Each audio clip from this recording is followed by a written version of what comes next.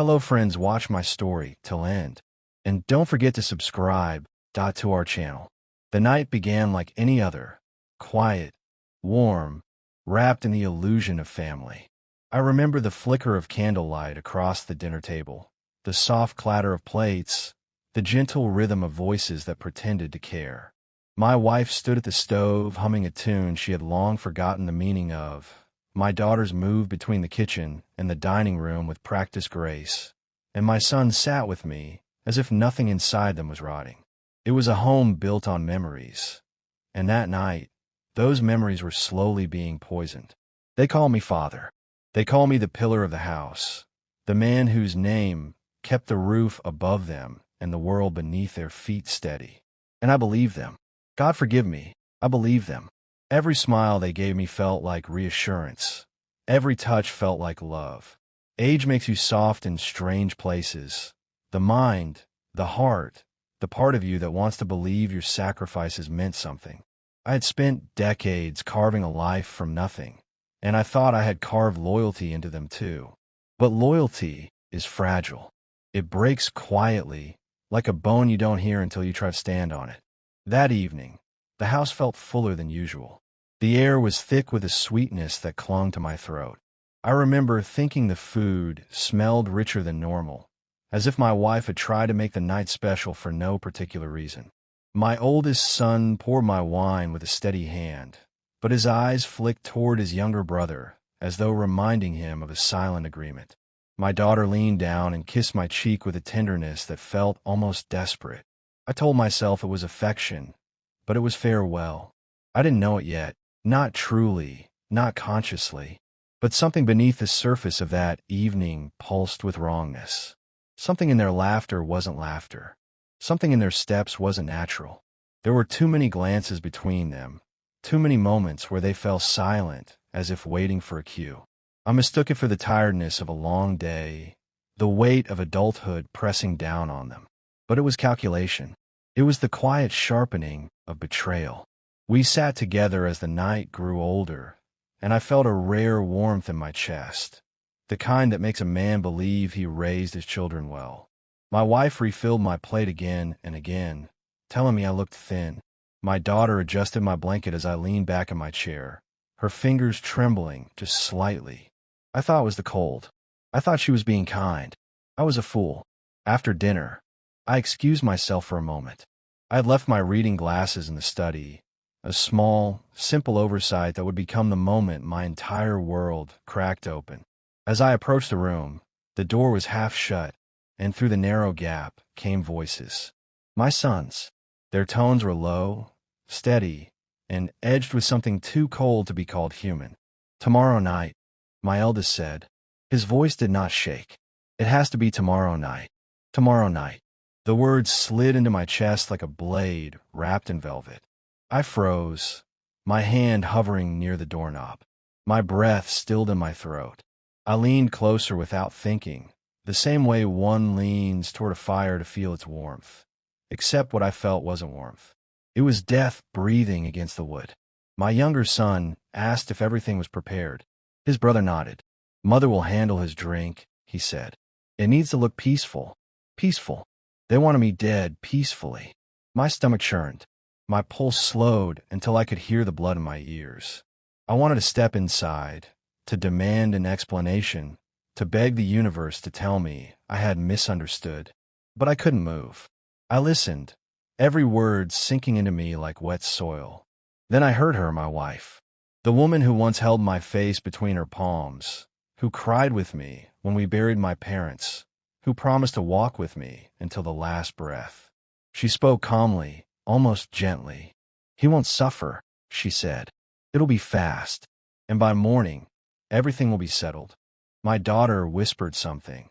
Her voice was shaky, and for a brief second I thought she would protest. But she didn't. My wife silenced her with a whisper. It's time. He's lived long enough. Long enough. As though my existence was a burden she had been waiting to set down. They talked about the land, the house, the company, my accounts, how they would divide what I spent my entire life building. They discussed my death the way businessmen discuss a contract, clean, efficient, final. My eldest mentioned mixing something into the wine. My wife agreed. My daughter asked again if it would hurt. It won't last long, he answered, almost bored. Something inside me broke then. Not loudly, quietly, quiet enough that even I couldn't hear it at first. I had given them food when I had none. I had worked through nights and storms to make sure they never saw hunger. I had wiped away their tears, stood beside their failures, celebrated their victories. And they stood there carving up my life before my heart had even stopped beating. I wanted to scream. I wanted to kick the door open and drag truth into the room by the throat. But grief is a way of choking you silent. And betrayal steals the air from your lungs. I backed away, slow and hollow, my pulse unsteady. Every sound in the house suddenly felt sharp. Every shadow looked heavier. The warmth I felt earlier curdled into something cold enough to make my bones ache. That night, I didn't sleep. I sat in my chair staring at the wall while the clock ticked, each second thudding like a nail being driven into my coffin.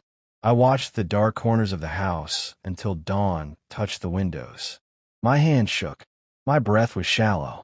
But beneath the fear, a small, strange fire began to burn. Not revenge. Not yet. Something older. Something quieter. The will to survive. By morning, I had made my decision. I would not confront them. I would not beg. I would not warn them that I knew. I would let them play their part. I would let them think victory was already theirs. They believed I was weak, blind, softened by age. They believed they could orchestrate my death without resistance. They believed they held every thread of control. But they had forgotten who built the house they stood in, who carved the name they carried, who learned to survive long before they learned to betray. I smiled at them through breakfast, thanked them for the meal, kissed my daughter's forehead. They smiled back, unaware that the man they planned to bury was already preparing to rise again. In that moment, I stopped being their father. I became their unfinished grave. And the night they planned to kill me became the night I began to bury them. The night they chose for my death arrived with a stillness so unnatural it felt rehearsed. The house was quiet in a way homes should never be, a silence born not from peace, but from anticipation. My wife cooked my favorite meal that evening, the same dish she prepared for birthdays and anniversaries. The air carried its familiar scent, but beneath it lingered something metallic, something bitter, something wrong. My sons hovered near the table, their movements stiff and synchronized, as if they were afraid any sudden motion might fracture the plan they had built so carefully. I watched them all with eyes that pretended not to know. My daughter's hand shook when she placed the spoon beside my plate. She tried to hide it, but trembling speaks louder than sorrow. My wife avoided my gaze entirely. The woman who once read my face like scripture now studied the tablecloth instead. The sons stayed close to each other, exchanging small, silent nods, confirmation, reassurance, agreement. Their plan pulsed between them like a shared heartbeat. I ate slowly, not because I feared what lay in the food, but because I needed to think, to breathe, to hold on to whatever strength betrayal hadn't already taken from me. Every bite tasted a memory, decades of sacrifice cooked into every grain of rice. They watched me eat the way hunters watch a wounded animal take its last steps. Then came the wine. My eldest son poured it, his hands steady as stone, his eyes cold enough to frost the glass. The bottle tilted, crimson liquid swirling into my cup like blood. I lifted it, inhaled it. The scent was wrong, faintly sharp, faintly bitter, a shadow hiding under the fragrance. They believed they were clever, but survival has a scent too, and I had already made my move. Earlier that day, when the house was empty, I switched the bottles, matching labels, matching color, everything identical except for the contents. The poison they prepared for me rested quietly in their own glasses now. I didn't intend to kill them with it. No, I wanted them conscious, alive, capable of facing what they had done. The bitterness would only make them sick, nauseated, frightened, enough to trap them in their own fear. I raised my glass. My wife's breath caught. My sons leaned forward. My daughter stared at her lap. The moment felt carved in stone. I drank. The fire in my throat was sharp, theatrical, necessary.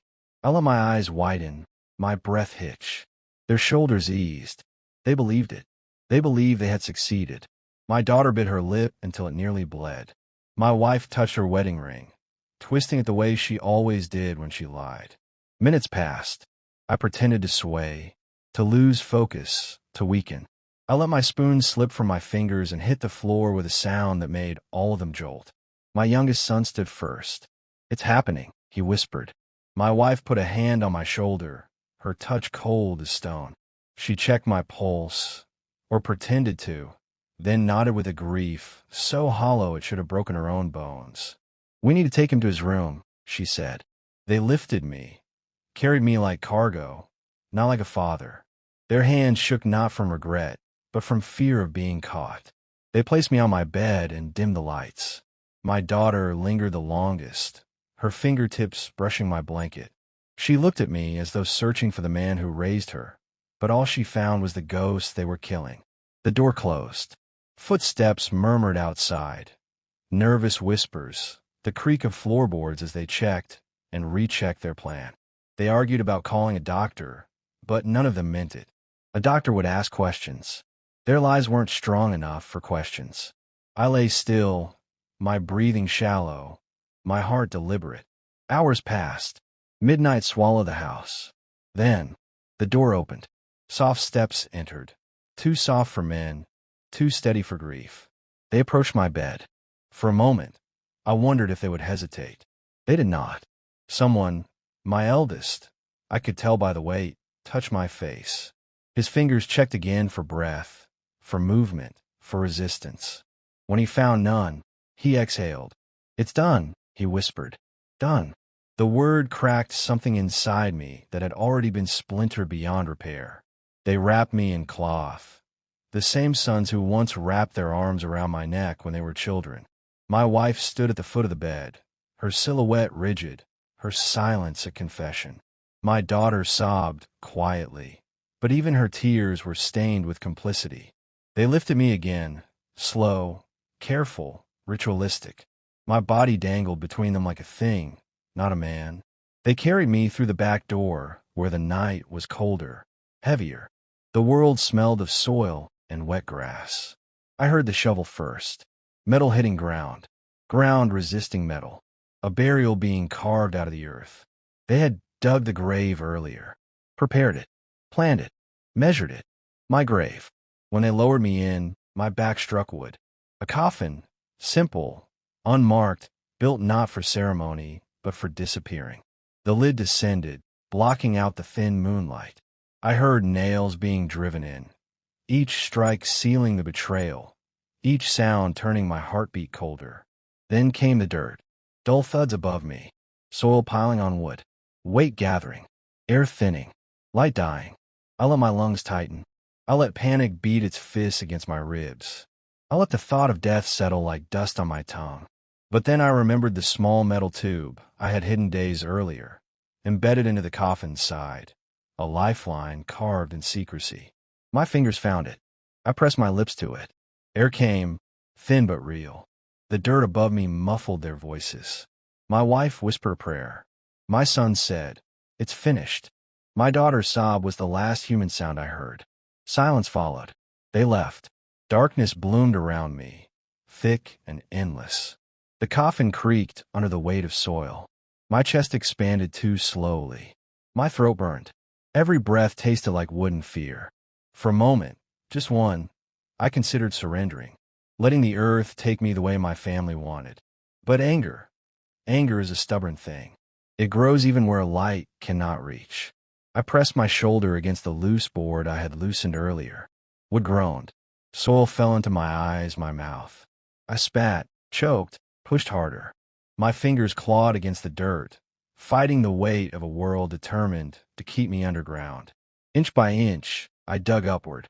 Breath by breath, I refused to die. My nails tore. My skin ripped. The grave collapsed inward. The earth pressed against me like a hand, trying to smother a scream. But I kept moving. I dug for my life. I dug for the truth. I dug for the man they tried to erase. And just as my body began to fail, my fingers touched air. Cold. Fresh. Real. I pushed my arm through the surface, then my shoulder, then my head. I gasped.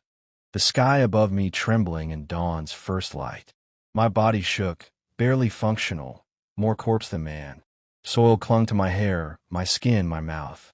The world around me looked blurred, unreal, as though I had crawled not from a grave but from another existence. I lay there a long time, breathing, living, refusing to let them write my ending. They thought they buried a man, but what they buried was their last chance at peace. I rose from the dirt as something different, something colder, something they could never kill again. When I left the grave behind me, I didn't walk into life. I walked into a shadow of one, a half-existence shaped by dirt in my lungs, rage in my ribs, and the cold echo of betrayal sitting heavy in my chest. My body shook with every step, my skin still carrying the smell of soil, my thoughts fogged by exhaustion. Yet beneath all of it, a strange clarity settled over me, a cold, precise understanding that I could never go back. Not yet. Not like that. The world believed I was dead. My family believed they had succeeded. And for the first time in my life, their belief became my greatest weapon. I reached the small cabin miles away, a forgotten place I once built as an escape from the noise of the world, never imagining it would become the cradle of my rebirth. The door creaked as I pushed it open. Dust floated in the stale air. The floor groaned under my weight. But it welcomed me. It was the only place that did. I collapsed inside and lay there for hours, maybe days. Time lost meaning when the mind was drowning in memory. Darkness clung to me like second skin. Sometimes I woke gasping, believing I was still underground. Other times I laughed, not from joy, but from disbelief, from the absurdity of surviving what was meant to end me. The nights were the worst. Every sound became the thud of dirt hitting a coffin. Every breath felt stolen. Every flicker of wind on the walls sounded like footsteps returning to finish what they started. But fear shapes a man differently after he's tasted the grave. Fear becomes fuel. Fear becomes clarity. Fear becomes a teacher. When my strength returned enough for me to stand without trembling, I made a choice. Not to confront them, not to rush in with rage or foolish vengeance. No, what they did was not loud. It was quiet, calculated, patient. My justice would be the same. I shaved my beard, grew it again, cut my hair, changed my clothes. I learned to shift my posture, my walk, the angle of my gaze. I studied myself in a broken mirror until the face that once belonged to a father, a husband, a man of a home, slowly vanished, replaced by someone unremarkable, someone forgettable, someone invisible. A ghost. I traveled under a new name, carrying nothing but scars and a purpose sharper than any blade. I worked in places no one cared to look twice at. Fields, warehouses, small shops, construction grounds where broken men earned broken wages. I learned to live quietly, to blend into the hum of daily life without leaving footprints. Money trickled in slowly, painfully. I saved every coin, every torn note, stuffing them into walls, under floorboards, into metal boxes buried far from sight. It was nothing compared to what I once had. But this time, the money wasn't for comfort. It was ammunition. While I rebuilt myself in silence, I watched them rebuild their lives on my corpse. Newspapers became my windows. Screens in shop windows became my eyes. Gossip drifting through markets became my whispers of truth. I watched my wife stand at charity events wearing jewelry bought with blood. I watched my sons give interviews as leaders, speaking about the legacy of their late father, their eyes polished with lies. I watched my daughter disappear into the glow of luxury, wrapped in silk I had once earned with sleepless nights. They smiled everywhere, at parties, at cameras, at crowds, believing they had secured a future built on the foundation of a grave. They celebrated themselves with the confidence only guiltless people possess. But they were not guiltless. They were forgetful, and forgetfulness is fragile. I learned their routines, where they spent their nights, who they trusted, which lawyers handled their transactions, which bankers whispered in their ears, which secrets they tried to bury beside me. I collected their lies one by one, like stones pulled from a river. Bank statements, land records, company transfers, new wills, quiet deals, illegal signatures, documents soaked in the ink of greed. Information became more precious to me than oxygen. Proof became my wealth. Truth became my weapon. 5 years passed this way, slowly, deliberately, mercilessly. By day, I was a laborer, a helper, a man with dirt on his hands and silence in his voice. By night, I was something else entirely, the architect of their downfall. I learned the law the way a drowning man learns air. I learned the financial systems the way a thief learns the shadows. I learned their weaknesses the way a hunter studies the tremble in his prey. My family lived loudly. I lived quietly. They flaunted their stolen wealth. I accumulated invisible power. They believed the world had forgotten me. I ensured the world would remember what they had done. I didn't hate them, not the way ordinary men hate. Hate burns too fast. Hate blinds. Hate destroys the one who carries it. No, what I felt was colder, sharper, cleaner, a steady, unbreakable intention. I didn't want their death. I wanted their clarity. I wanted them to see the truth they buried crawl back to the surface. Revenge is satisfying for a moment, but truth devours slowly. The more I watched them, the more careless they became. Wealth does that. It makes people loud, makes them arrogant, makes them believe the world will never shift beneath their feet. 5 years was long enough for their guard to drop. 5 years was enough for their lies to grow roots in places I could easily cut. 5 years was enough for the man they buried to become the man who would bury their peace. On the final night of the 5th year, I stood before a mirror in a small rented room. The man staring back at me looked nothing like the one lowered into the earth. My beard was trimmed, my hair cut neatly. My clothes were simple but clean. My posture no longer bent by fear, but held upright by purpose. In my hand rested a leather folder, thick, heavy, filled with everything I had gathered, everything they never expected to face, everything they thought the grave had swallowed. I closed the folder gently, almost reverently. I stepped outside. The wind was cold against my face.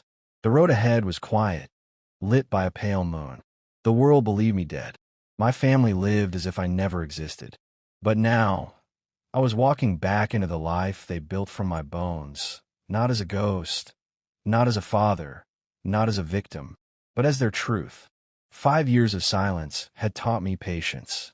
5 years of shadows had taught me precision. 5 years of survival had taught me how to return. And so I walked toward their house, toward their comfort, toward the door they would open with trembling hands. The dead man was coming home, and the living would finally face him. The morning I walked back into their world felt unreal, too still, too bright, too calm for a man carrying the weight of 5 years of silence. The sun hung low on the horizon, as if watching me, as if knowing that what I was about to do would change the air around us forever. My footsteps were slow but steady, the folder tucked beneath my arm heavier than any coffin they ever lowered me into. Not because of its weight, but because of the truth inside it. When their mansion came into view, it didn't strike me as grand anymore. It looked different, taller, cleaner, polished with money that was never truly theirs. What once felt like my home now stood like a monument built over my grave. The gates were wide, reinforced with iron and pride. Guards paced in crisp uniforms. Unaware, they stood watch over stolen ground. I walked up to them without hesitation. The guard closest to me frowned as though my face tugged at something familiar inside his memory. But familiarity means nothing when the world believes you died 5 years ago. "Name?" he asked. I gave him the one they buried. His eyes widened. His hand paused over the register. He looked at me once more, longer this time, then stepped aside without another word. Some names open doors even after death. The driveway stretched like a path to judgment. I walked it slowly, each step cutting through years of silence. The house loomed above me, its marble face cold, blank, unfeeling. I thought I would tremble. I didn't. My heartbeat moved with a calm I didn't expect. I reached the door, and I knocked. One sharp sound, deep enough to echo through the halls. loud enough to split whatever illusion of safety they wrapped themselves in. That knock carried every breath I fought for under the soil. Every night, I woke choking on memories. Every step I took rebuilding myself from nothing. I heard footsteps inside, rapid, nervous, startled. The door opened, and the maid stood there first. Her face drained of color. Her eyes widened in horror, not because she recognized me, but because she recognized the resemblance. My picture still hung in the house, the portrait of a man they claimed to love and mourn. She stumbled backward, whispering a prayer under her breath. Voices rose inside. Footsteps multiplied. A rush of movement swept through the hall. My wife appeared first. Her hand froze on the doorframe. Her lips parted, trembling. For years she had performed widowhood with grace, wearing black, shedding controlled tears, telling stories of her late husband to anyone who would listen. But the moment her eyes met mine, the lie shattered. She choked on a sound too broken to be called a word. Behind her, my sons arrived. Their expensive suits looked like costumes now, their confidence like wet paper. They stopped abruptly, staring at me as though I were a nightmare stepping out of the dark to take shape in their daylight. My daughter appeared last. Her hands flew to her mouth, her eyes wide with the kind of terror that sits deep in the soul, the kind that never fades. For a long moment, none of them spoke. Then the scream came. My wife screamed first, high, sharp, raw. My sons stumbled backward, their faces pale, their hands shaking violently. My daughter pressed herself against the wall as if she expected me to reach out and drag her into the grave they dug. Their fear was a mirror of the terror I felt under the earth. Except theirs was earned. I stepped inside. I didn't need permission. Every inch of that house was bought with my life. They backed away as I moved through the doorway. Their voices tangled in panicked whispers. How? It can't. Father, no. I placed the leather folder gently on the table, the same table where they once celebrated my death. Its weight thudded through the silence like a heartbeat. They stared at it, and at me, unsure which one would destroy them first. I opened it slowly, deliberately, one page at a time. Death certificate, bank transfers, property deals, business ownership, insurance claims, legal documents soaked in the ink of their betrayal. Every signature was theirs. Every lie was written in black and white. My eldest son sank into a chair, his face ghost white. My younger son swallowed hard, unable to speak. My daughter sobbed quietly, shaking uncontrollably. My wife gripped the edge of the table as her knees gave way. They didn't even try to deny it. Guilt does not argue with truth. I spoke softly, calmly, because I wanted every word to carve itself into their bones. You buried me, I said, but I didn't stop breathing. You poisoned me, but I swallowed truth instead. And I came back not for revenge, but for clarity. My wife crumpled to the ground. Please, she whispered, her voice thin as thread. Please listen. I listened, I said. I listened the night you planned my death. I listened as you divided what I built. I listened while you lowered me into the ground. Silence. A thick, choking silence. Then I handed them the last paper, the one that sealed everything. The legal notice showing that every property, every account, every company, every investment they once claimed as theirs had been transferred. All of it. Moved far beyond their reach into trusts, charities, foundations. Their empire was gone. Evaporated. Erased. My eldest son grabbed the paper with shaking fingers. His eyes darted desperately across the words. His breath hitched. No, this is impossible. It's real, I said. As real as the soil that nearly suffocated me. My younger son covered his face, unable to breathe. My daughter cried openly, guilt staining her tears. My wife stared blankly at the document in her shaking hands. She had aged, not from time, but from truth. You had 5 years to enjoy what you stole, I told them, and now it's over. My words were not loud, but they were final. I turned toward the door, not to flee, but to leave them with what they earned. Before I stepped out, I spoke one last sentence.